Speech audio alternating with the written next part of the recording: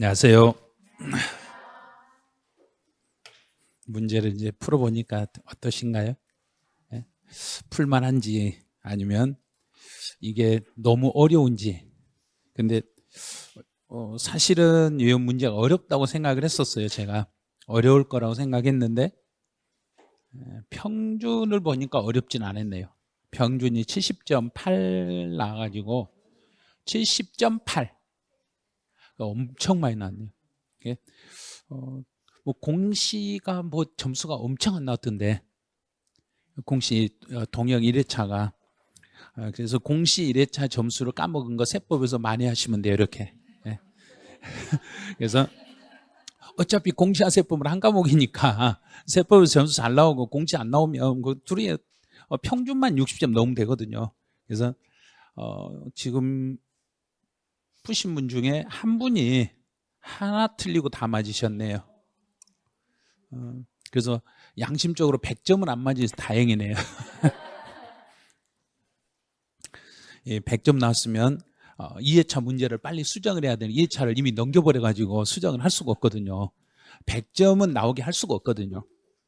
언제나 저도 제가 그 예전에 이제 그 시험을 보고 할 때 다 맞은 적이 있거든요. 다 맞아가지고 하나도 틀림없이 완벽하게 맞췄는데 교수들이 99점을 주더라고요. 절대 100점이란 없다. 예? 1점은 부자, 1점은 좀 빼자. 그리고 99로 채점하더라고요. 그래서 아니 다 맞았으니까 100점 해주시라 그랬더니 안 된대요. 예? 뭔가 수업 태도 불량으로 1점 깎자요. 그래서 1점씩 깎이는 적이 있었는데, 근데 100점은 사실이 자격 시험에서 객관식 시험이라 해서 100점 맞을 수는 있어요. 근데 그 100점 맞아버리면 출제 이론이 엄청 허탈해요. 이렇게 절대 다 맞지 마세요. 그래서 혹시 내가 다 맞출 것 같으면 하나를 끝에 가서 답을 다른 걸 찍어 놓으세요. 그게 아마 도움 될 거예요.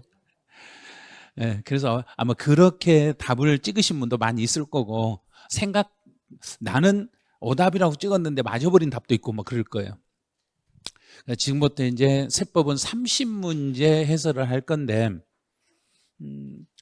이 지문 하나하나를 잘 보셔야 돼요. 그래서 문제에서 왜 제가 1번 문제 이 문제를 놓고 2번 문제 이걸 놓고 그 순서가 있어요. 문제 배열 순서를 잘 보셔야 돼요.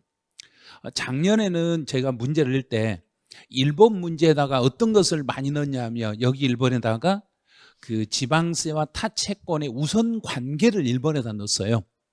그런데 실제 시험장에 갔더니 세법 1번 문제가 그게 나왔어요. 그래서 올해는 서류의 송달을 계속 1번에다 넣는 거예요. 서류 송달 쪽을. 그래서 서류 송달 문제는 이거 무지 쉬워요. 그러니까 1번은 쉬운데 작년에 1번은 엄청 어려웠어요. 그 생각을 잘 하셔야 돼요. 그래서 1번 문제가 풀리면 그 다음부터 문제 풀려요. 근데 1번이 안 풀리면 한 3개 정도가 갑자기 멍해가지고 안 풀리니까 그거 조심하셔야 돼요. 그리고 올해 시험 문제 패턴이 어떻게 되냐면, 이 지문 하나 속에 원래는 2개 지문이 들어올 것을 2개를 하나로 혼용을 해가지고 앞에 뒤에를 같이 역으로 물어보는 경우가 있어요. 여기까지 하나, 그 다음에 또 이 중간중간에 뭔가 하나 물어보고 끝에 가서 다시 물어보게 해서 2개가 동시에 한 지문에 들어오는 형태로 문제가 나올 수 있어요. 근데 이런 걸 대비를 좀 잘 하셔야 돼요. 그래서 여기 딱 끄는 항목 있으면 끊어가지고 앞에까지 맞았는가 또 뒤쪽이 맞았는가, 양쪽 다 올바른 지문이 꼭 그거 확인하셔야 돼요. 자, 1번은 서류 송달에 대한 내용으로 옳지 않는 걸 찾아라 그랬는데, 이제 첫 번째 1번 지문은 뭐냐면 교부 송달이에요. 그 이제 교부 송달이라면 읽으면서 이 지문을 먼저, 교부 송달하면 이 시험 지문에 있는 걸 쭉 읽어가시면 안 돼요. 쭉 읽어가는 것보다는 교부송달하면 머릿속에서 교부송달이 뭐지? 하고 얼른 교부송달의 정의를 스스로 머릿속에 쫙 정리를 해 나가셔야 돼요. 교부송달 내가 직접 들고 갖다 주는 건데, 그러면서 읽으셔야 돼요. 자, 그럼 교부송달은 여기서 내가 그러면 세금이니까 누가 간다는 이야기인가? 세무 공무원이 가는 거예요. 공무원이요. 그럼 이게 그대로 이 지문에서 교부송달하면 공무원들이 서류를 들고 직접 가서 갖다 주는 게 교부송달인데, 그럼 답이 그냥 이렇게 딱 보이는 거예요. 소속 공무원이 서류를 송달할 장소에서 서류를 교부하는 방법으로 하지만, 여기까지 됐어요, 이제. 그럼 공무원들이 가요. 그런데 이제 먼저 이제 공무원이 가는데 우리 공무원이 직접 서류를 들고 집에 다 오든가 안 오든가요? 안 와요. 공무원이 지금 앉아서 일하기도 바빠 죽겠는데 일일이 집집마다 서류 들고 또 나눠주고 어디 있어요. 그러니까 대신 공무원이 누구에게 부탁해서 좀 나눠주세요. 그래서 우리 집에 가서 우편함에다 이렇게 꽂고 있는 분이 누구시던가요? 우편송달이 아니라 교부송달이라니까요. 교부는 직접 갖다 주는 건데 직접 공무원이 직접 갖다 줘야 되는데 공무원이 직접 못 갖다 주니까 공무원을 대신해서 다른 사람이 우편함에다 꽂고 있는 거예요. 혹시라도 보셨을 거예요. 혹시 우리 동에 누가? 동대표, 반장, 통장, 반장들이, 통반장들이. 그럼 이제 이 소속 공무원이 누구에게 의뢰해가지고 이 말인가요? 자, 그럼 이제 여기에요. 이렇게 가는 거예요. 그래서 소속 공무원님 그 지역에 예를 들어 제가 서울특별시 양천구에 살고 있다. 그럼 양천구청에서 그 납부고지서를 각 동으로 고지서가 분배가 돼. 그럼 동에서는 통반장에게 다시 지불해가 통반장이 우편함에다 이렇게 꽂아주는 거예요. 그게 바로 하부 조직을 이용한다는 이야기예요. 그래서 세무 공무원이 직접 갈 수도 있지만 공무원이 직접 가지 못했을 때는 그 밑에 있는 조직을 통해서 교부할 수 있어요. 여기까지 생각을 하셔야 돼요. 혹시라도 여기까지는 배웠는데 이 부분은 한 번도 배운 적이 없었을 거예요. 그런데 이런 내용으로 문제가 만들어질 수 있다는 이야기예요. 앞쪽은 맞았죠. 그럼 뒤쪽은 맞죠. 송달을 받아야 될 자가, 자, 그럼 여기는 또 다른 말이죠. 송달을 받아야 할 자가 그 사람이, 송달을 받아야 될 그 사람이 송달 받기를 거부하지 않으면, 자, 거부하지 않으면 그럼 여기까지 딱 읽는 순간 나도 모르게 그 뒤 지문은 머릿속에서 먼저 딱 정리가 끝났어야 돼요. 거부하지 않으면 그 장소에서 그래야 된가, 다른 장소에서도 그래야 된가? 그렇죠. 그걸 먼저 생각을 하면서 이렇게 쭉 읽어가셔야지 그냥 여기 있는 지문을 계속 읽고 있으면 안 돼요. 그러면 시간이 초과돼 버려요. 그럼 다른 장소에서 교부할 수 있어요? 그러면 네, 맞았네? 그러고 바로 끝내셔야 돼요. 그러니까 지문을 먼저 이 뒤에가 뭐가 나올 것을 생각을 하고 앞에 지문 물어보면 뒤에는 바로 스치면서 바로 봐버리셔야 돼요. 그런 식으로 문제를 보셔야 돼요. 자, 두 번째, 연대 납세 의무자에게 딱 하는 순간, 연대 납세 의무란 말이 딱 나오는 순간 무조건 고지서 빼고 고지서라는 단어가 있는가를 찾으셔야 돼요. 여기는요. 고지 나왔네. 고지서. 고지서라는 단어만 딱 보이면 고지서는 하고 그러면 중간에 거 다 무시해버리고 기억나는 거 딱 두 글자 있죠.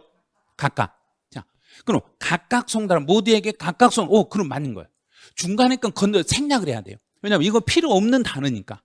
그래서 고지서는 모두에게 각각. 그럼 고지서가 아니면은 대표자에게. 일반 서류는 연대 납세 의무자일지라도 일반 서류는 대표자에게. 고지서는 모두에게 각각. 그럼 여기서 지문은 요 지문이 나오면 계속 주의하시고 실제로 시험에서 출제 확률이 정답으로 나올 확률이 제일 높은 지문 2번이에요. 근데 일부러 2번은 정답으로 안 해놨어요. 왜냐하면 2번을 정답으로 해놓으면 다른 지문 아예 안 읽어버리니까. 이건 다 알고 있는 지문이라. 그런데 이제 3번은 이제 우편송달이에요. 우편송달이라는, 우편송달 딱 나오는 순간 어디를 통해서 그래야 된가? 우체국을 통해서. 자, 우체국을 통해서요. 우체국을 통해서 그랬으니까 이제 우체국을 통해서 그 사람 집에 갔어. 그런데 여기서는 그 사람을 만나지 못했어요. 그랬네요. 자, 이제 만나지 못해서 우체국에서 그 당사자가 없으면 하고 그러면 중간에 거 생략해버리고 끝에 가서 뭐 할 수 있는 사람 있는가를 찾고 사리. 자, 사리라는 단어만 찾으시면 돼요. 여기서요. 다른 단어는 찾으면 안 돼요. 요 단어를 찾으셔야 돼요. 그 집에 그 사람이 없으면 사리 분별이 가능한 사람이 있으면 그 다음 지문은 생략해버리고 끝으로 가면 돼. 그러면 사리 판별되면 그 사람한테 뭐 한다? 줄 수 있다. 이것만 보면 돼. 이런 식으로. 이렇게 풀어야 시험 지문이 시험 시간이 무지 줄어드는 거예요. 안 그러면 시간 안에 세법은 못 풀어요. 왜냐하면 시간 안에 풀 수 있는 문제를 안 내주거든요. 지문이 길게 나오니까. 지금 오늘 시험 봤던 이 지문 형태로 시험에 나와요. 그러니까 시험 시간이 짧은 시간이 아니라 등기법에서 시간이 좀 촉박해버리면 세법 지문 딱 넘어오는 순간 한 5개 풀고 있으면 5분 남았습니다 그럴 거예요. 그러니까 5개 풀면 5분 남았습니다. 그럼 5분 안에 7개 이상은 풀 수 있어요. 충분히 풀어요. 그러니까 시간이 세법 문제를 딱 들어오는 순간 들어오고 몇 개 풀면 몇 분 남았습니다. 안내 방송을 딱 해줘요. 그럼 그때부터 이제 긴장하기 시작해. 그럴 필요 없어요. 이렇게 딱 찍어서 풀면 순식간에 다 풀어버릴 수 있어요. 그리고 한 가지 참고로 알려드릴게요. 저희가 문제를 풀면 16문제를 풀면 2분에서 3분 걸려요. 16문제 풀면. 그러니까 걱정하지 마시라는 얘기예요.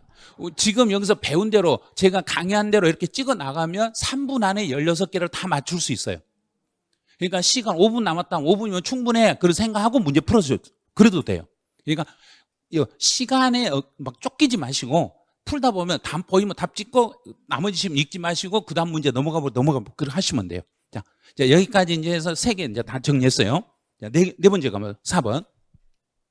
4번은 올해 법이 개정된 내용이에요. 자, 4번은 올해 개정 내용인데 여기서는 지문이 딱 보는 교정시설 나왔네.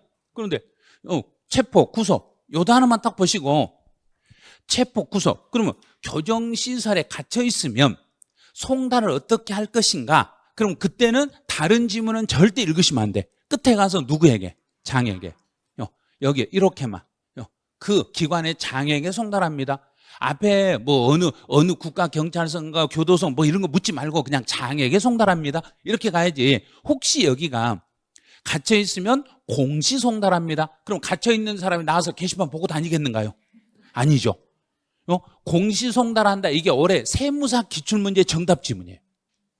공시 송달로 바꿔놓은 게. 자, 그럼 이거 체포 구속됐으면 장에게 송달합니다. 자, 5번. 5번 봤더니 여기가 중간에 또 끊어졌네. 자, 여기는 두 가지가 숨어져 있으니까 잘 봐야 돼요. 앞에는 납세자가, 중간은 과세관청이. 반대 개념이에요. 그럼 납세자가 이 말이 딱 나오는 순간 서류를 우리 국민들이 정부에게 서류를 보낼 때는 자, 이 생각을 하면서 보세요.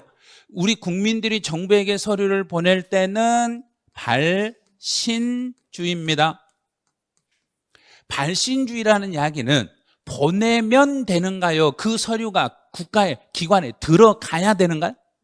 보내면 되는 거죠. 그러면 이제 보내면 된다는 걸 알면 지문을 쭉 보는 순간 그냥 읽어져요. 과세표준 신고서를 정보통신망을 이용하여, 그럼 우리가 인터넷상으로 서류를 전송할 때는 보내면 그랬으니까 도달이라든가 보내면 그래야 된가? 보내면 무슨 말인가? 그렇죠. 여기죠. 전송되는 게 이게 보내면이라는 뜻이에요. 그래서 발신주의라는 것은 보내기만 하면 돼요. 근데 과세관청이 그러면 여기는 도탈주의예요. 도달주의. 자, 똑같네요. 그럼 국가가 내 이메일함에다가 고지서를 보낼 때는 국가가 보냈을 때 그래야 된가? 내 이메일함에 들어오면 그래야 된가? 들어오면. 이메일을 손이라고 생각하세요. 이메일 내 손이라고 생각하세요. 내 손에 뭐 하면? 들어오면, 도착되면. 자, 내 손에 납세자가 해당 서류를 확인하면 이게 아니라 저장됐을 때, 이때 송달의 효력이 발생합니다. 이렇게 되는 거예요. 5번 지문은 올해 공인회계사 기출문제 정답 지문이에요. 그런데 공무원 학생들 시험에서도 또 출제했던 지문이에요. 지금 여기에 나와 있는 1번 문제는 올해 공인회계사 시험, 세무사 시험, 구급 공무원 시험, 그다음에 또 경찰 간부 시험 총 4개 시험을 혼용해서 문제를 만든 문제예요. 이 문제가. 그래서 1번 문제는 다른 시험에서도 거의 대부분 다 출제했던 문제예요. 그러니까 우리 시험도 서류 송달이 4년에서 5년에 한 번씩 문제가 나오는데 그 시기가 올해가 딱 맞다는 이야기예요. 올해가. 일도 엄청 많이 했죠. 막 서류 막 갖다 주고 왔다 갔다 하고 막 그랬죠. 그런 것들 때문에 이게 문제가 나오는 거예요. 그것 때문에 문제가 나오고, 그래서 1번에다 이걸 선택을 한 거예요. 작년에는 왜 제가 1번에다가 다른 채권하고 세금하고 우선관계를 물었냐면 작년에는 전세 사기가 너무나 많았어요. 그래서 그것과 관련된 게 1번에 나올 거다 그런데 작년에 그게 1번에 나왔어요. 그 다음 이제 2번 문제로 가보죠. 2번 문제는 정답률이 25% 나왔어요. 이게 왜 정답률 25% 나왔냐면 정답이 1번이었기 때문에 그래요. 만약에 이 문제의 정답을 제가 5번이라고 해놨으면 다 맞췄을 거예요. 1번이라 해놔가지고 못 풀었던 거예요.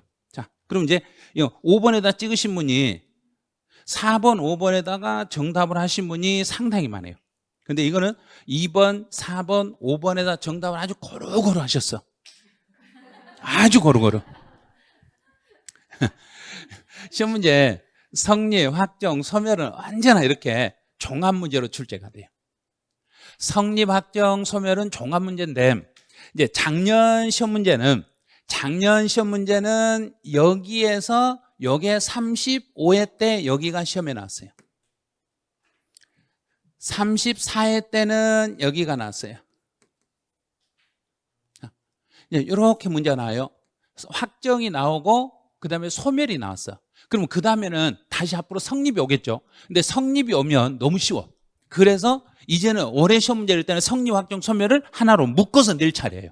그러니까 통합 문제를 냈더니 못 풀었던 거예요. 그런데 여기다가 또 2개씩 넣어버린 거예요. 자, 국세 과세표준 신고서를 신고기한까지, 여기서 이 지문을 보셔야 돼요. 신고기한까지 제출한 자.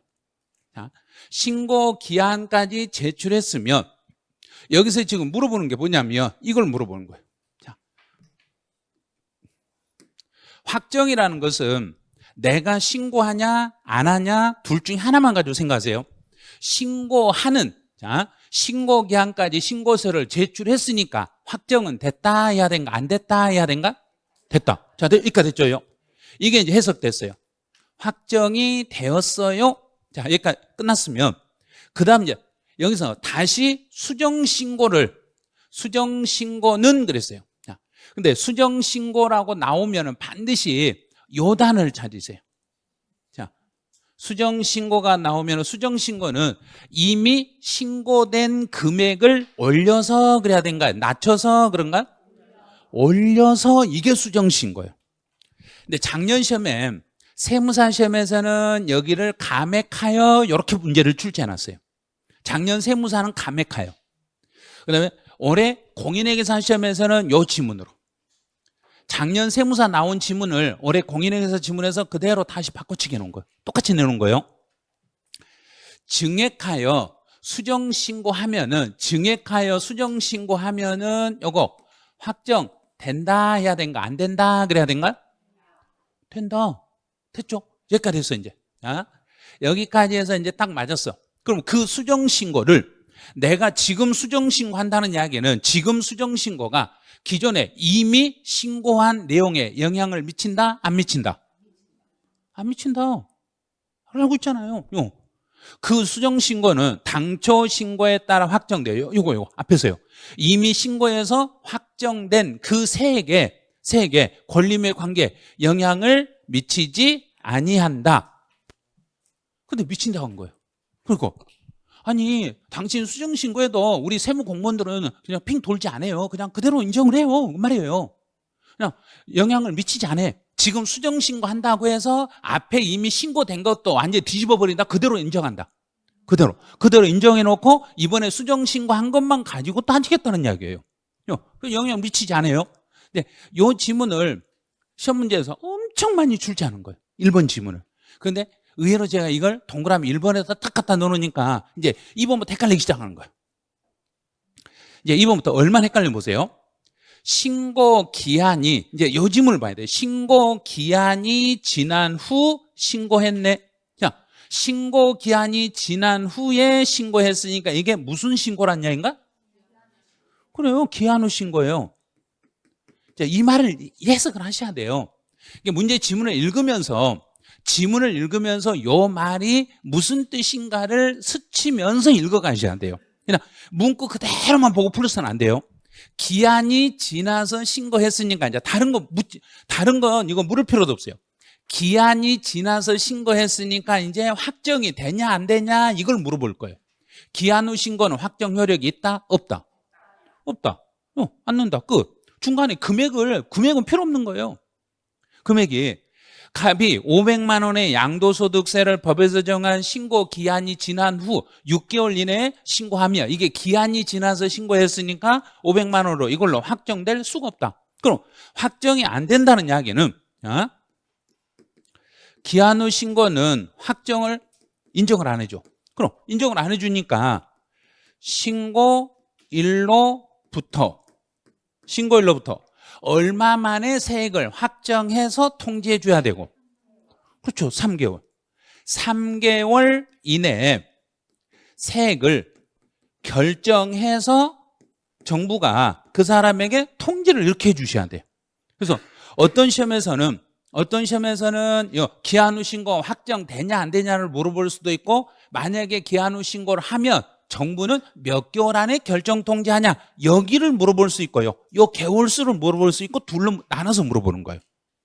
그래서 기한 후 신고는 일단 확정 효력이 없다는 거. 그래서 계속 강조했잖아요. 친구 약속했을 때 친구가 시간 넘어서 시간 늦게 도착하면 그 친구는 친구다 친구도 아니다. 원래는 친구는 친구예요. 그런데 마음속에서 이제 친구라고 지어버리라는 이야기예요. 그 생각, 기한이 넘어서 서류가 들어오는 것은 정부는 받아는 준다 안 받아준다. 받아는 주는데 그대로 인정한다 안 한다? 안 한다. 이 생각을 계속하면서 문제를 풀으셔야 돼요. 자, 3번은 제가 만약에 출제 이혼이라면 저는 3번으로 답을 유도했을 거예요. 제가 실제 시험에서 출제 이혼이라면 3번을 가지고, 이번 달 모의고사가 제가 출제 이혼이라는 거 꼭 기억하셔야 돼요. 예? 그러면 이제 이렇게 알려줘도 답을 못 찾아요. 찾을 수가 없어요. 과세표준과 세액을 신고하는 국세 그랬네요. 신고하는 국세. 그 다음에 물어보는 게 여기 제척기간의 기산일이에요. 제척기간의 기산일은 작년 우리 중개사 시험에서 출제했어요. 근데 올해 공인회계사 시험하고 세무사 시험에서 또 출제했어요. 다른 시험에서 똑같이 출제했어요. 그럼 기산일, 제척기간이라는 것은 정부가 돈을 받으려고 하는가요? 자료를 찾으려고 그러는가요? 찾으려고. 제척이란 말이 모르겠으면 뒤척 이렇게 생각하세요. 뒤지는 시간. 언제부터 뒤지기 시작할까요? 그러면 신고 납부 세목들은 언제부터 뒤져요? 그러면 정해진 날짜의 다음 날. 자, 됐죠? 그 정해진 날짜가 신고 기한의 다음 날, 여기서부터 일정 기간 동안 뒤지기 시작하는데, 이 신고 기한 속에는 예정신고나 수정신고나 중간내납은 들어간다 안 들어간다? 안 들어가는 거예요. 계속요. 이 지문을 계속 강조했어요. 중간내납이나 예정신고나 수정신고 기한은 이 법정신고 기한에 포함되지 아니합니다. 계속 이거 엄청나게 강조했던 지문이에요. 그래서 요 단어를 만약에 예를 들어서 양도소득세 예정신고를 그 신고 기한까지 신고하지 아니한 경우에 제척기간의 기산일은 예정신고 기한의 다음 날입니다. 틀렸잖아요. 예정신고 안 들어간다 했잖아요 지금. 그런데 그렇게 써놓으면 혹하고 다 넘어가 버려요. 다 넘어간다는 거 주의하셔야 돼요. 그거. 그러니까 모의고사 보실 때 그런 지문이 나왔을 때 안 속으셔야 돼. 안 그러면 답을 아무리 뒤져봐도 답이 안 보여요. 예외 규정들을 정확하게 잡아낼 줄 알으셔야 돼요. 자, 이제 4번 올해 법이 개정된 거. 4번은 우리 이제 중개사 시험에서는 올해 개정이 됐고, 국세 세무사 시험에서는 작년에 개정돼서 작년 시험에 출제했던 거고, 우리 시험은 올해 개정이 돼서 올해부터 이제 출제 대상이 돼요. 압류 금지 재산을 압류해버렸네. 자, 여기까지 딱 보는 순간 압류 금지 재산을 압류했으니까 압류하고 있어야 되는 거 풀어줘야 되는가? 풀어줘야죠. 자, 여기는 즉시 풀어줬어. 자, 풀어줬네. 그럼 풀어줬으니까 압류한 걸로 본다? 안 한 걸로 본다? 안 한 걸로 본다. 압류. 그러면 중단됐다? 중단 안 됐다? 안 됐다. 중단 안 됐죠? 왜냐하면 중단에 이제 여기서 이제 볼게 중단의 사유가 어떤 것들이 중단의 사유인지 이제 중단의 사유를 이렇게 이제 생각을 하셔야 되는 거예요. 자, 첫 번째 중단의 사유는 납세 고지. 세금 고지서가 새로 발급되면 옛날 고지서는 무효가 되고 이번에 이 새 고지서를 가지고 새롭게 시작하겠습니다. 두 번째, 독촉이나 최고를 하며 그 다음에 교부 청구가 있으며 그 다음에 마지막 압류. 자, 이 압류 여기까지는 납세고지, 독촉, 최고, 교부 청구, 압류는 이게 중단 사유예요. 그럼 중단 사유라는 것은 옛날 고지서는 무효가 되고 이번에 새로 발생한 이 고지서를 가지고 새롭게 다시 시작하겠습니다. 이게 중단이에요. 그럼 압류했다가 압류 금지 재산을 압류했다가 풀어줘 버렸으니까 중단 됐다 해야 된가 안 됐다 그래야 된가 안 됐다. 그럼 다시 시작한다 다시 시작하지 않는다 다시 시작하지 않는다. 해석됐죠? 요 지문이 이번 연도에 올해 법이 우리 시험에서 개정된 내용이라는 걸 조심하셔야 돼. 그럼 이제 압류 금지 재산이라고만 제가 출제했는데 이거를 다른 말로 바꿀 수도 있어. 자, 어떤 누구 것을 압류했을 때 누구 걸 지나가는 그렇죠. 제3자. 제3자의 재산을 압류했을 때도 제대로 압류가 됐는가요? 잘못 압류했는가? 잘못했으니까 이것도 뭐 해줘야 되고 해제. 풀어줘야죠. 풀어줘야 되니까 이 경우도 중단된다 안 된다? 안 된다. 자, 끝났죠 이제. 여기까지 해서 이제 개정된 내용까지 정리를 끝냈어. 자, 5번. 이거는 우리 시험에 34회 기출문제 정답으로 나왔던 지문이에요. 그런데 이 지문을 올해 공인회계사 세무사에서 이 지문이 동시에 또 출제됐어. 그러니까 우리 시험에 나온 지문이나 다른 자격시험에 나오는 지문이랑 똑같다는 이야기예요. 왜? 출제 인원이 같으니까. 교수들이 똑같으니까 똑같으신 분들이 출제를 해요. 그러니까 똑같이 출제하는 거예요. 이제 여기서 이 내용 뭐냐면 동그라미 5번 같은 경우는 제가 이제 정부를 상대로 소송을 해. 소송을 하는데 소송 기간을 길게 끌어가지고 제척 기간을 지나쳐 버렸어. 그럼 제척 기간이 지나버리면 더 이상은 조사가 되는가 안 되는가? 안 되죠. 그런데 판결을 함으로써 이제 소송 중에 제척 기간이 지났을 때는 판결이라는 말이 나오면 이렇게 판결이라는 멘트가 나오면 제척 기간 지났더라도 다시 몇 년간 할 수 있다. 1년. 그래서 여기는 무조건 1년. 다른 거 보면 안 돼. 시험을 여기 2년이라고 나와요. 이게 1년을 2년이라고 나오니까 2년 아니에요. 판결 나오면 무조건 1년. 그럼 혹시 제가 감사원에다가 소를 제기했을 때 감사원 판결이 떨어지면 그때는 몇 년? 1년. 무조건 판결 나오면 1년. 판결 딱 나오는 순간 1년 안에 다시 조사할 수 있어요. 이렇게만 잡으시면 돼. 자, 그럼 이제 이번 문제도 이제는 풀어낼 수 있을 거예요. 그래서 주의할 사항도 몇 개만 주의하시면 풀 수 있어요. 이제 3번은 가산세하고 관련된 내용인데 이제 이 가산세는 왜 이 가산세를 단독으로 냈냐면 실제 16문제 중에서 가산세 지문은 한 줄이 나와요.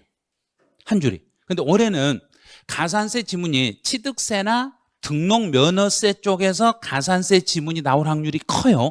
그래서 가산세하고 관련된 걸 꼭 정리를 하셔야 돼요. 자, 1번에 가산세 용어 정리가 나오면 가산세 용어는 딱 두 글자만 얼른 동그라미 치고 얼른 넘어가셔야 돼요. 의무 딱 나오면 가산세 정의 맞았네? 의무가 나오면 무조건 맞는 거예요. 그 다음에 가산세는 세금이다, 세금은 아니다. 세금이다. 그럼 세금인데 가산세는 그 세금에 어디를 타고 들어간다? 목. 자, 세금의 목을 타고 들어간다. 그럼 세목이다.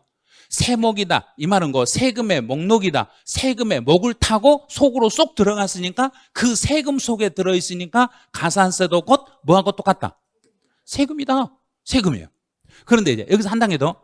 이제 시험 문제 나오면 주로 이제 출제를 하실 때 다른 국가고시에서는 요 지문을 정답으로 내요. 단서 조항을. 본래 세금을 감면하는 경우에 가산세도 감면 대상에 포함한다. 이렇게 내놔. 그럼 본래 세금을 깎아준다고 해서 가산세도 깎아준다 안 깎아준다? 절대 안 돼요. 본래 세금을 감면하더라도 가산세는 감면 대상이야. 왜 안 되냐면 산출세액에서 공제 감면을 빼고 난 나머지 세액에다가 가산세를 나중에 더하기 때문에 공제가 빼고 나요. 감면을 한 다음에 가산세를 더하기 하기 때문에 본래 세금을 감면해도 가산세는 감면 대상이다, 아니다? 아니다. 그 생각을 꼭 하셔야 돼요. 자, 이제 두 번째. 2번 지문은 앞에가 사기 이 말이 나오면 중간에 아예 읽지를 마세요. 사기쳤다. 그럼 사기치다 걸리면 확 뭐 해버린다? 죽여버린다. 사기치다 걸리면 죽여버린다. 그럼 뭐 해버린다? 사형시켜버린다. 사형 틀렸네요. 여기서 퍼센트를 물어볼 때는 앞에 있는 문구들이 맞았는가 틀렸는가 묻지 말고 숫자만 보세요. 숫자. 사기 그러면 40. 사기치면 40. 자, 3번. 3번은 소송, 과소신고 요 두 개 다 남아.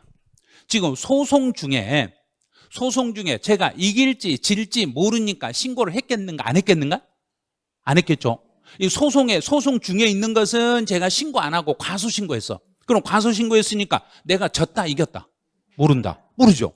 내가 모르는 상태이기 때문에 과소신고했더라도 정부가 나를 때린다 못 때린다? 자, 못 때린다는 이야기는 가산세를 감면하는 게 아니라 가산세 자체를 부과하지 않는다 이렇게 가야지 50%를 깎아준다 이런 말이 안 되죠. 과소신고 그건 소송 중에 있는 상태니까 소송 중에 있는 상태는 정부가 이길지 내가 이길지 아무도 모르는 거예요. 아무도 모르는데 거기에다가 갖다가 네가 소송 중에 신고 안 했으니까 반절만 맞아. 이길지 질지도 모르는데 50% 맞고 있어? 아니죠, 그거는. 그래서 이런 경우는 소송, 과소신고 딱 나오는 순간 이건 가산세 물리면 안 된다. 자, 이제 4번. 기한 후 신고 또 나왔죠. 기한 후 신고는 내가 기한 후 신고를 한다 그러면 기한 후 신고는 제대로 신고했다, 제대로 신고 안 했다? 안 했죠. 그러면 제대로 신고 안 했으니까 기한 후 신고를 하더라도 가산세는 부과된다, 부과 안 된다? 부과된다. 그렇죠. 그런데 기한 안에 신고 못 했으니까 무신고 가산세가 부과가 돼. 자, 이렇게 되네요. 무신고 가산세가 부과되는데 일정 기간 안에 기한 후 신고하면 이 가산세를 조금 깎아주는 거예요. 자, 이제 가보죠. 4개월 만에 그랬어요. 4개월 만에 그랬으니까 이제 기한 후 신고 이제 3개를 생각하세요. 1개월 이내에 기한 후 신고하면 몇 프로 깎아주고? 그렇죠. 50%. 그 다음 단계를 잘 봐야 돼요. 1개월에서 몇 개월? 그렇죠. 1개월에서 3개월이면 몇 프로? 30%. 자, 그런데 4개월이니까 3개월에서 6개월. 거기는 몇 프로? 20%. 20%에 상당하는 금액을 감면합니다. 오, 맞았네. 그런데 이렇게 딱 나오면 이제 동그라미 4번처럼 나오면 지문에가 뭐 다른 말이 하나도 없어. 그러면 4번처럼 나오면 이제 내가 이 문제를 틀렸다고 생각해요. 예를 들어서 이제 다 5번까지 가고 나서 끝에 가서 다시 알려드릴게요. 자, 5번. 신고서를 제출하지 않았어요. 그러면 이건 무슨 신고인가요? 무신고. 근데 가로에 보니까 부정한 건 아니에요. 부정한 거 아니면 무신고는 20%. 자, 됐어, 이제. 그런데 이제 이 문제가 지금 한번 왜 이 문제 2를 제기해야 되는가 알려드릴게요. 이제 3번에 56%가 정답을 맞추셨고 지금 답을 4번에다가 답을 하신 분 4번 답인데 이 4번에다 답을 하지 않고 다른 데 답을 하신 분이 지금 44%가 다른 데 답을 하셨어. 이걸 44%가 나는 4번이 아니라 다른 데다 답을 해가지고 내가 이걸 틀렸어. 그럼 나는 이 문제만 맞으면 합격이야. 그럼 이건 길을 쓰고 달라드려야 돼요. 이건 달라드려야 돼요. 자, 왜 4번이 답이 안 될 수도 있다.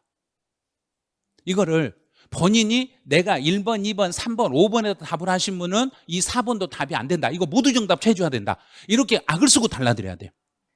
그렇게 해서 이걸 맞춰내야 내가 1년간 고생 안 해, 이제 더. 왜? 어떤 이유가, 어떤 사례가 안 들어있으니까 이것도 틀릴 수도 있다. 봐요. 수험생들이 못 찾아내. 그러니까 그걸 저희 선생님들이 알려주는 거예요. 저 선생님들이 그날 저녁에 검토 다 해가지고 이재기할 수 있는 건을 만들어가지고 다 올려줘. 그럼 그거 참고해가지고 내가 한 것처럼 막 올려. 본인들이 한 것처럼. 왜 그런 거죠? 자, 4개월 만에 기한 후 신고를 한 경우에는 무신고 가산세 20%에 상당하는 금액을 감면한다. 혹시 기억나신 분? 아니죠. 기한 후 신고를 하려고 했을 때 이미 정부가 알고 있는 경우에는 감면 대상이 안 되는 거예요. 이미 알고 있었다, 모르고 있었다는 말이 없잖아요.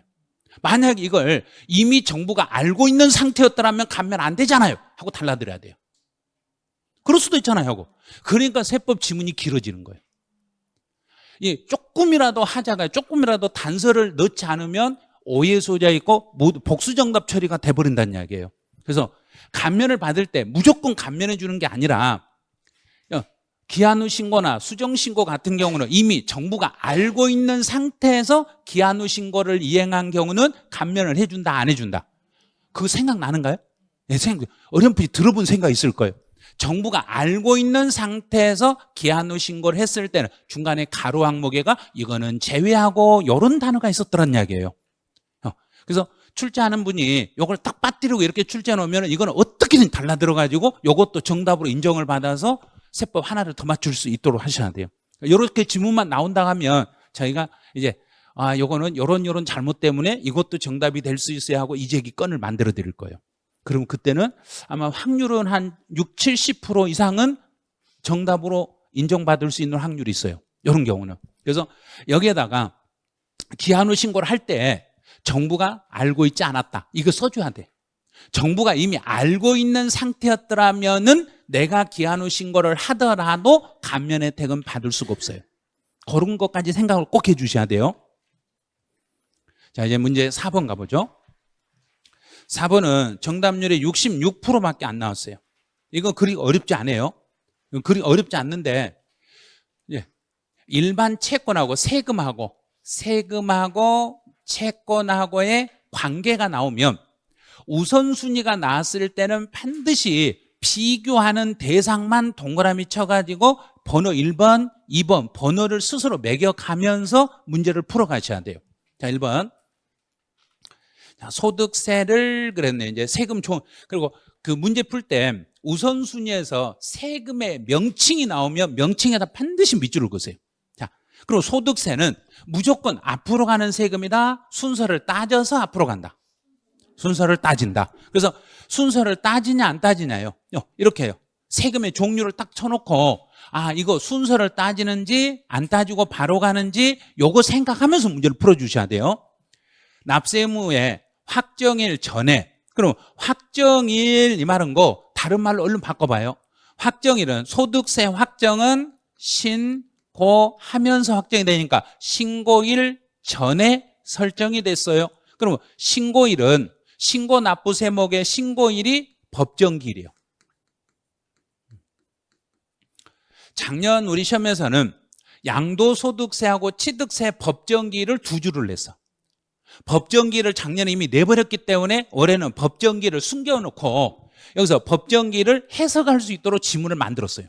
그래서 소득세 확정일, 그러니까 신고일 전에 이미 설정을 했네. 그러면 이제 설정했으니까 담보된 채권하고 소득세가 나오면 이제 법정기일 전에 이미 설정했으니까 설정이 먼저다, 세금이 먼저다?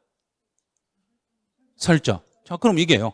담보된 채권이 1번, 소득세가 2번 이렇게 되는 거예요. 그럼 이제 질문이요. 소득세는 담보된 채권에 우선하여 징수한다. 오, 틀렸네. 옳은 걸 찾아라 했는데 1번은 탈락. 자, 두 번째. 임대차 보호법 딱 나오네요. 임대차 보호법 나오면, 자, 여기서는요, 임대차 계약서상의 보증금하고 소득세는 이렇게 나왔는데, 여기도 법정기일 전에 대항 요건과 확정일 갖춘 사실이 증명되는. 자, 작년 시험은 여기서 뭘 물어봤냐면 법정 기일 전에 설정을 했더라면 이 설정에 대한 근거 자료를 제시해야 된다, 제시 안 해야 된다? 제시하죠. 자, 여기 나왔네요. 확정일차를 갖춘 사실이 증명되는 재산을 이미 증명이 됐다는 이야기는 정확하게 세금보다 먼저 가져갈 수 있는 근거 자료가 있다, 없다? 있다. 작년에는 이 지문을 시험에 냈어요. 근데 이 지문을 이제 문구 속에다 잡아 넣었어. 작년 시험에 나온 것을 응용을 한 거예요. 그 지문을 이 문구 속에다 잡아 넣은 거예요. 그래서 설정이 나오면 반드시 그에 관련된 확인할 수 있는 서류가 인정이 돼야 돼. 입증이 되셔야 돼. 근데 입증이 됐으니까 법정 기일 전에 입증이 됐으니까 계약서상에 보증금하고 소득세 중에 누가 1번이다? 보증금이 1번이고 소득세가 2번이요. 그러면 1번은 2번에 우선 변제된다. 그럼 틀렸다, 맞았다? 맞았다. 맞은 거예요, 이게. 이렇게 된 거예요. 이게 맞았던 거예요. 그러니까 이게 진짜 어려운 문제가 아니라 진짜 쉬운 문제예요.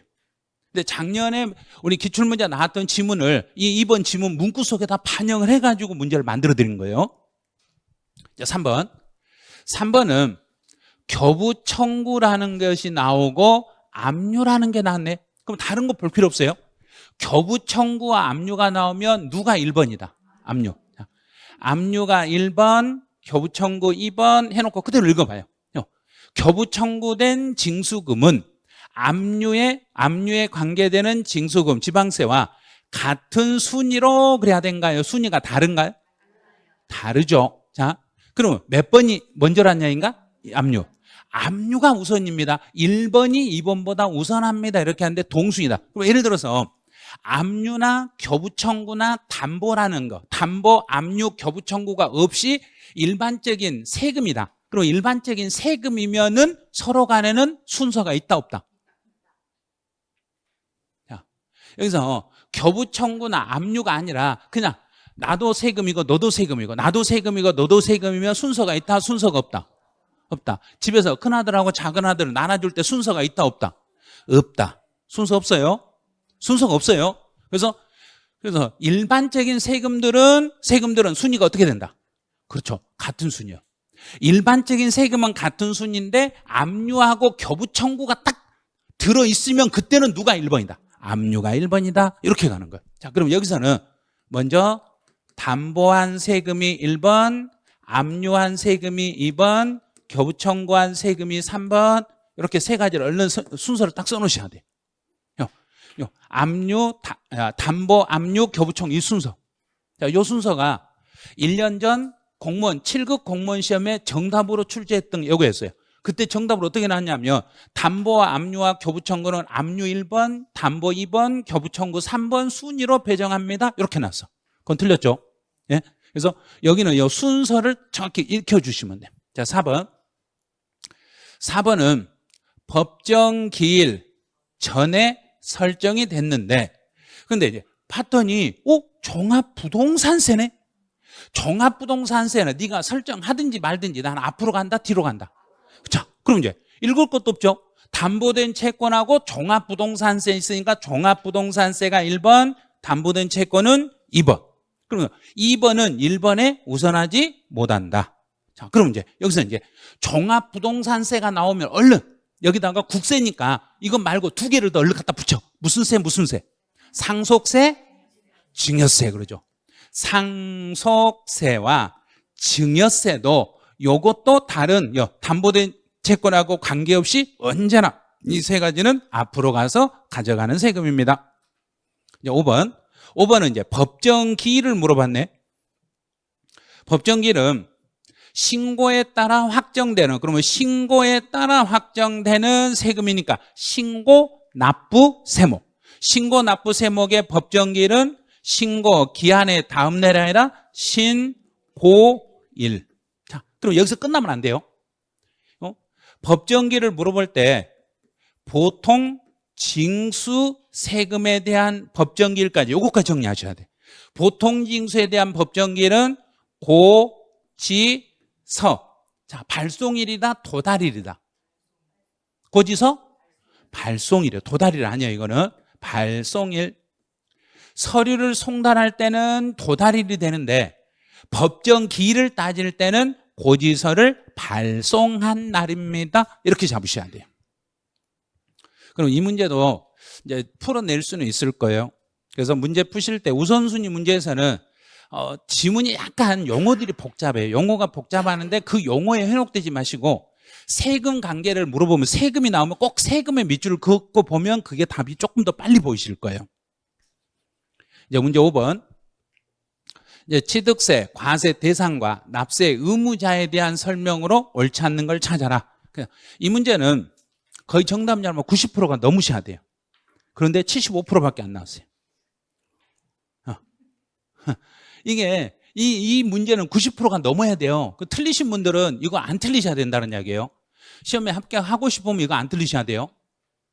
틀리시면 곤란해져요. 1번은 취득세, 과세 대상물이 나오면 대상물이 나왔을 때는 반드시 하나씩 읽어보셔야 돼요. 부동산, 차량, 기계, 항공기, 선박, 임모, 광어권, 어권, 양식어권, 그 다음에 해운권. 끝.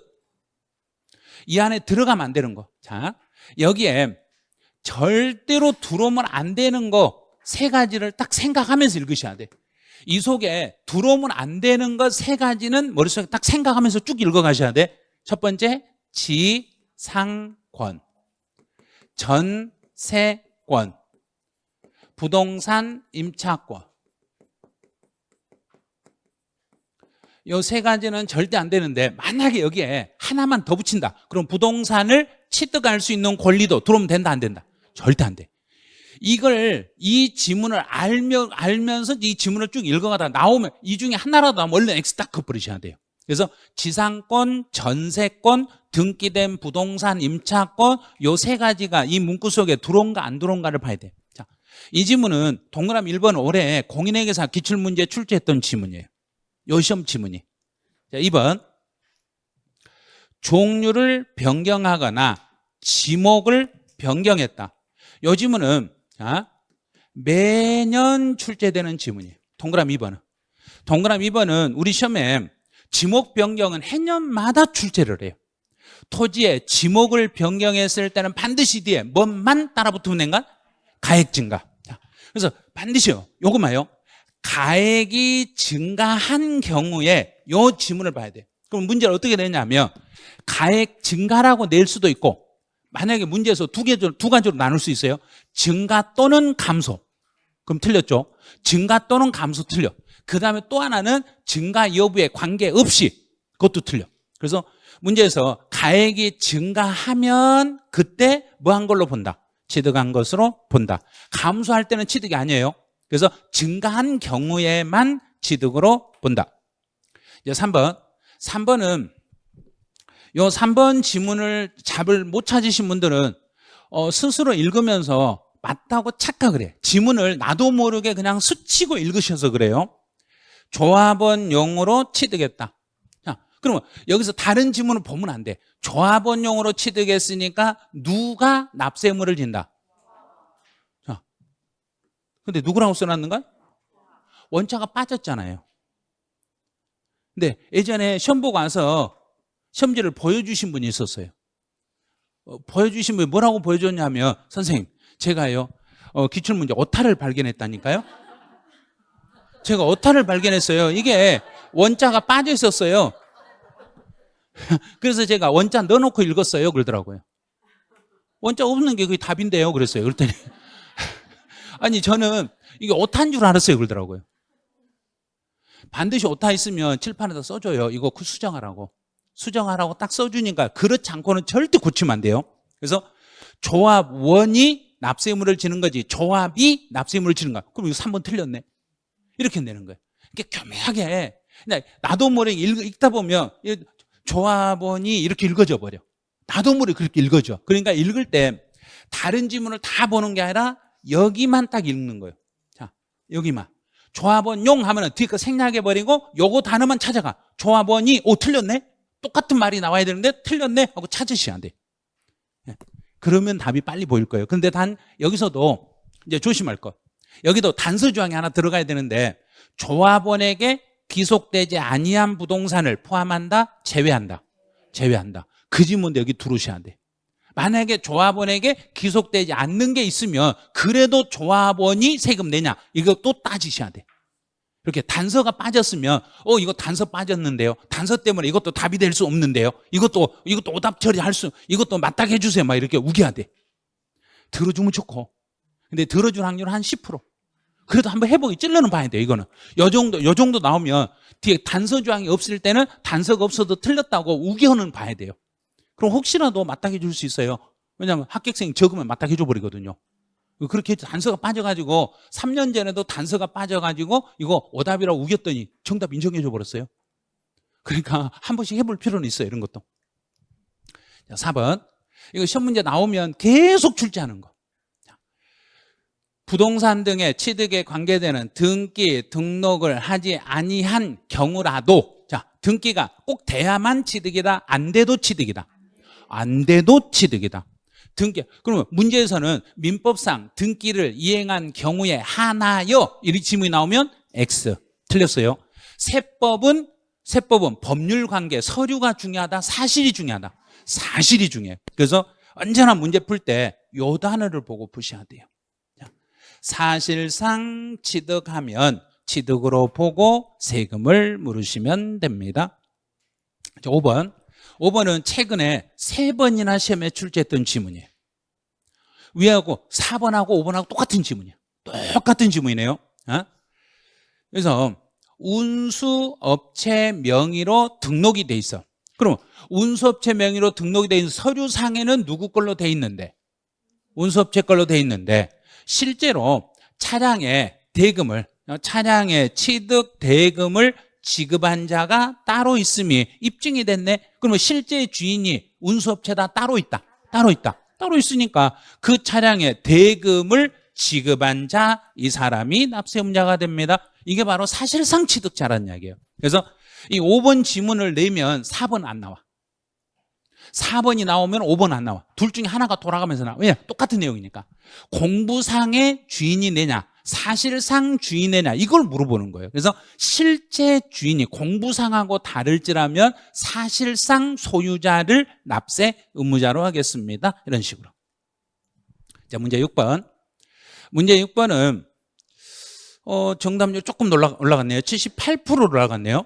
자, 이 지문에 1번 지문은 토지의 지목을 변경했을 때 이제 지문에 보니까 물어보는 게 여기 1억을 물어봤어요. 취득일로 본다. 그러면 날짜를 물어보는 거죠. 취득일은 소유권이 언제부터 내 소유권으로 인정을 받는가? 그럼 토지의 지목을 변경할 때는 몇 개를 비교해봐라 그랬는가? 3개.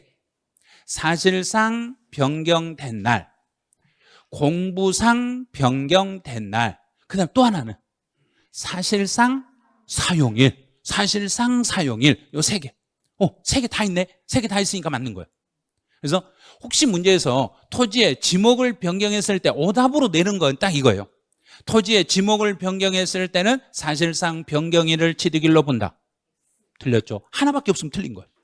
사실상 변경일을 취득일로 본다. 그러면 그 지문은 틀린 거예요. 그러면 혹시 문제에서 사실과 공부를 비교하여 빠른 날입니다. 그럼 맞는 거예요. 그런데 혹시 이 지문에서 토지의 지목을 변경한 경우에는 사용 여부에 관계없이 사실상 변경일과 공부상 변경일 중에서 빠른 날입니다. 그럼 그 지문은 틀렸어요.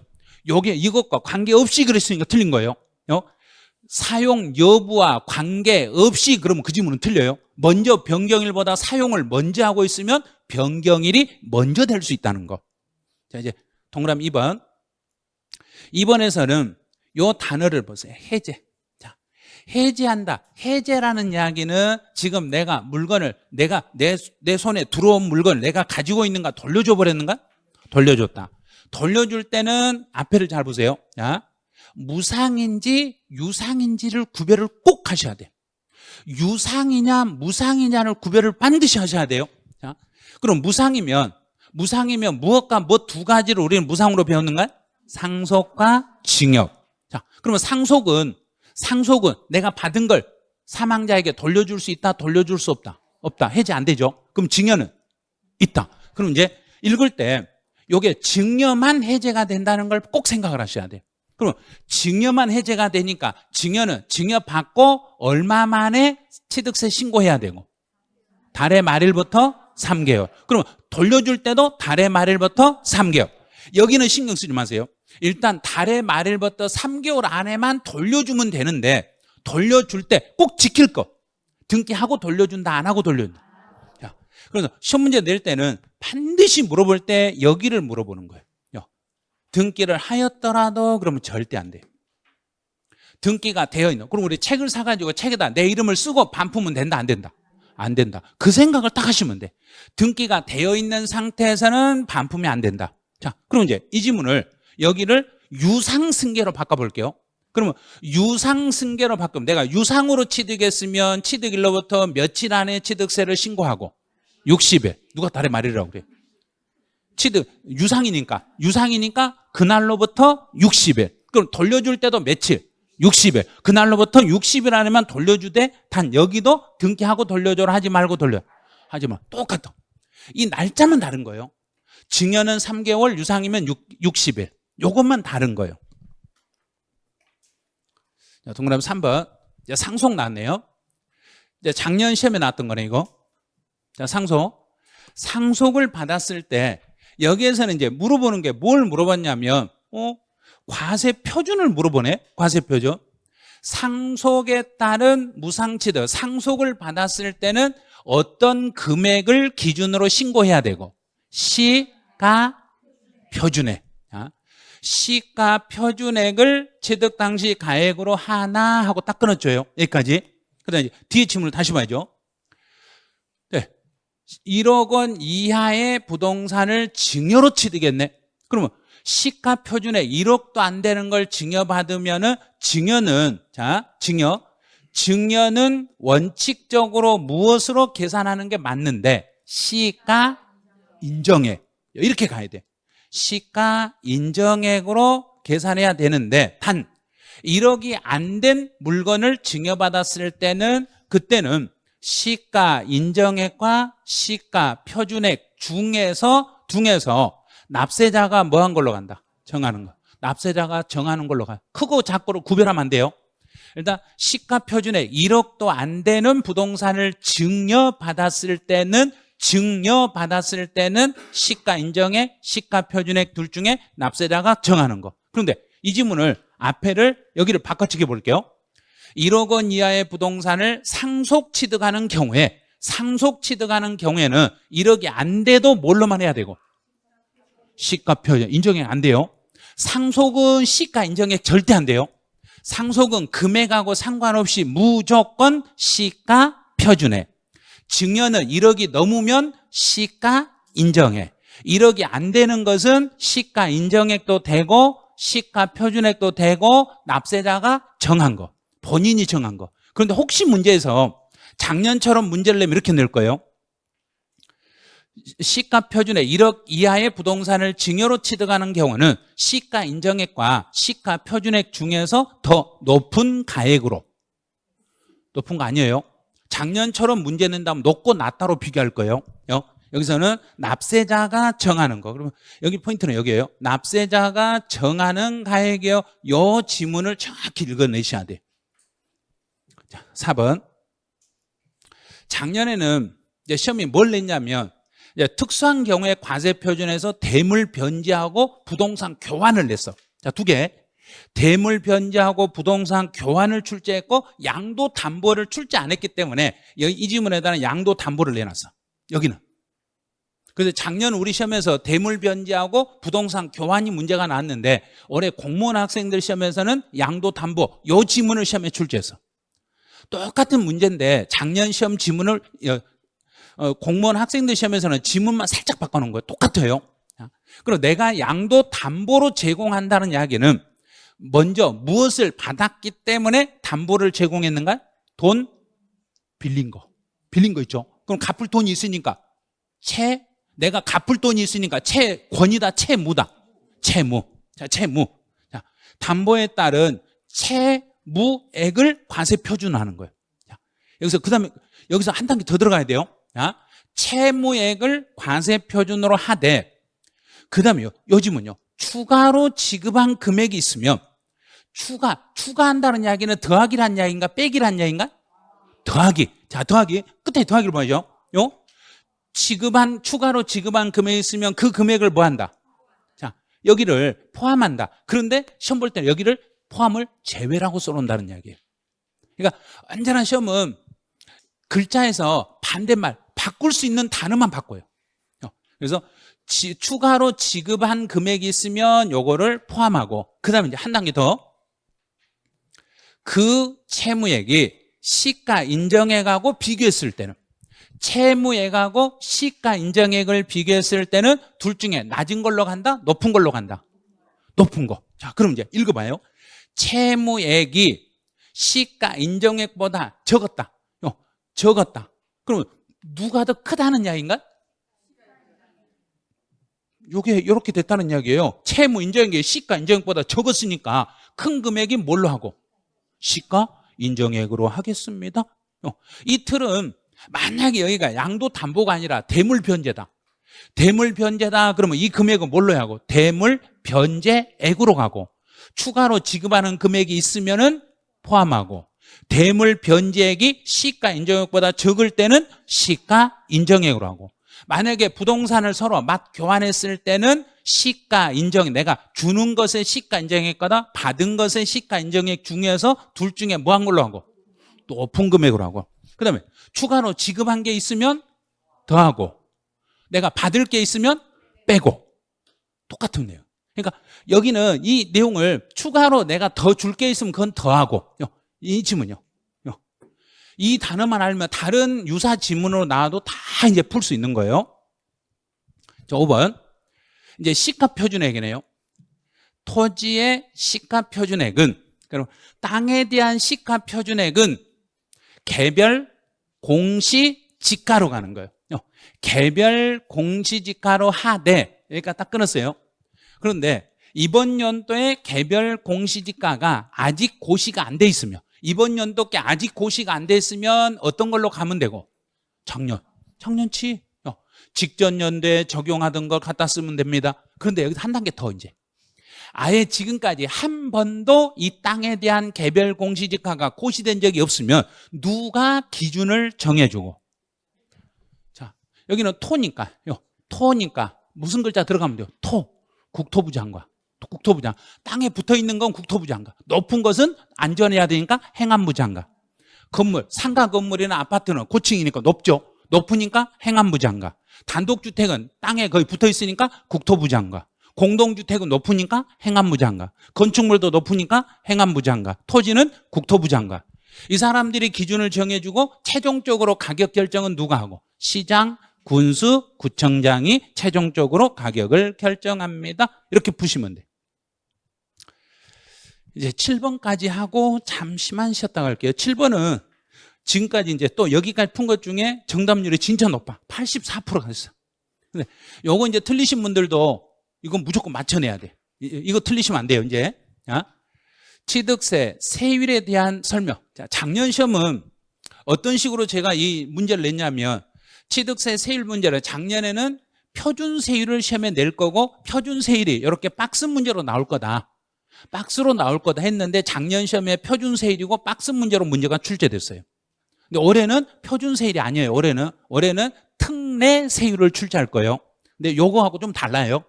특례 세율 문제를 올해 연습하셔야 돼요. 이제 세율인데 취득세는 가감 조정이다 이 말이 딱 나오면 무조건 취득세든 등록면허세든 재산세든 몇 프로 범위 내에서 가감할 수 있고 50%. 자, 그럼 기억 맞았네. 자, 니은번은 지금까지 한 번도 시험에 안 나왔어요. 왜 이 니은번이 시험에 안 나왔냐면 법이 개정될 거라고 생각해서 문제를 못 냈던 거예요. 근데 이제는 개정이 안 돼. 개정이 안 되니까 이제부터 문제 낼 수 있어요. 조정 대상 지역 내의 주택을 취득했네. 조정 대상 지역에 있는 주택이고 이번에 두 번째 집이네. 그러면 조정 대상, 내가 이번에 집을 샀는데 이 집이 두 번째 집인데 그 집이 조정 대상에 있으면 몇 배로 중과세하고? 2배. 끝에만 보면 돼. 앞에 절대는 거 무슨 세율에 뭐 앞에 그 신경 쓰고 여기만 보세요. 조정 대상에서 두 번째면 2배. 조정 대상에서 세 번째면 4배. 조정 대상에서 네 번째 집이면 4배. 요것만 생각해서 풀어내시면 돼요. 자, 4번. 매매로 농지 이외. 자, 유상. 작년 시험에서는 이 매매를 낸 게 아니라 법인 합병으로 바꿔서 냈어. 작년 법인 합병으로 냈어요. 법인 합병은 무슨 취득하고 똑같다? 유상. 똑같은 거예요. 똑같은 거예요. 그래서 매매로 농지 이외니까 농지가 아닌 것을 유상으로 취득하면 세율은 1000분의 40. 그럼 4%. 그럼 틀렸네요. 교환도 매매하고 똑같죠. 농지를 교환했다. 그럼 농지를 유상으로 취득하면 1000분의 30. 그런데 1000분의 40이라 했으니까 틀렸네. 자, 그럼 디귿이 틀렸으면 밑에 보기에서 디귿을 들어간 거 싹 X 그어버려. 자, 그러면 답은 1번. 이렇게 딱 알고 있는 거 하나만 알고 있으면 밑에 보기가 주어지면 그냥 답을 그냥 맞춰버릴 수 있어요. 몰라도. 그 다음에 이제 지문에서 과밀 이 말이 나왔죠. 그럼 과밀 나오면 그 다음에 봐야 될 문구가 있어요. 과밀 나오면 중간에 다른 거 읽지 마시고 뭘 물어봤는가 보세요. 자, 됐죠? 과밀 취득세 몇 배? 2배.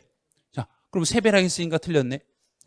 여기가 2배에서 200 이렇게 나와야 돼. 만약에 과밀 등록면허세 3배, 과밀 재산세 5배 이렇게만 문제 풀면 중간에 거 뭐 본점이든 지점이든 뭐 그런 거 다 묻지도 말고 과밀 취득세 2배, 과밀 등록면허세 3배 이렇게 답을 풀어버리시면 돼요.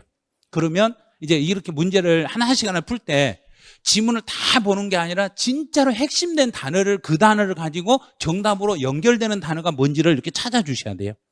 그러면 시험장에 가면 진짜 쉬워요 이게. 자, 여기까지 하시고 여기까지 했더니 1시간 돼버렸네. 잠시만 쉬었다가 또 나머지 정리 또 한번 해보죠.